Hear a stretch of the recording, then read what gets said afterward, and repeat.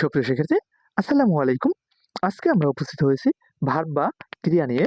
আমরা আজকের আলোচনা করব ভার্ব বা ক্রিয়া নিয়ে। তোমরা একটা বিষয় জানো, ভার্ব ছাড়া কিন্তু আসলে চলেই না। অর্থাৎ ভার্ব দরকার গ্রামারের।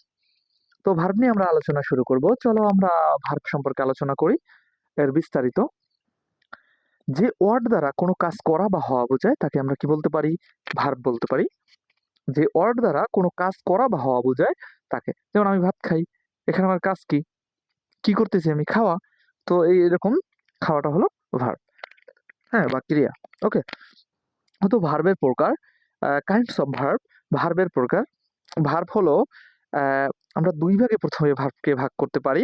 একটা হলো ফিনিট ভার্ব, একটা non finite verb. Finite verb, non finite verb হলো সমাপিকা ক্রিয়া, অসমাপিকা ক্রিয়া। ফাইনিট ভার্বকে আবার দুই ভাগে ভাগ করতে পারি।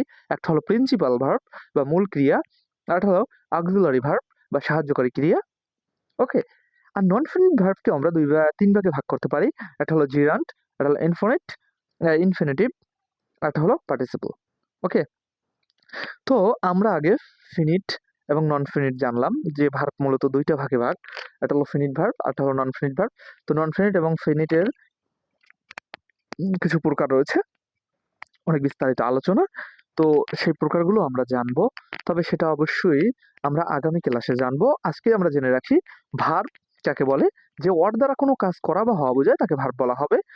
আর ভার্ব হলো মূলত দুই প্রকার, প্রধানত দুই প্রকার। প্রথমত ফিনিট ভার্ব এবং নন ফিনিট ভার্ব, এবং ফিনিট ভার্বের কিছু প্রকার রয়েছে এবং নন ফিনিট ভার্বের প্রকার রয়েছে, এবং সেখান থেকেও একটা একটা লেসবে অনেকগুলো প্রকার রয়েছে, যেগুলো বিস্তারিত আলোচনা কিন্তু আমরা পরবর্তী লেকচারে করবো ইনশাল্লাহ।